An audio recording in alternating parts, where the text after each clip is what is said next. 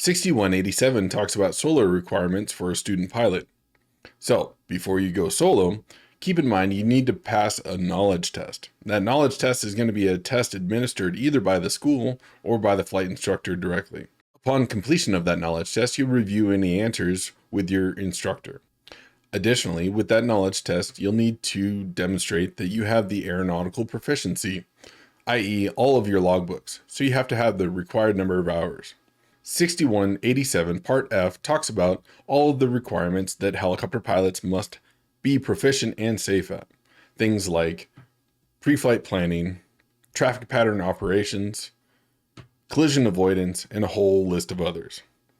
Keep in mind the flight instructor administering the knowledge test will be responsible for endorsing your logbook.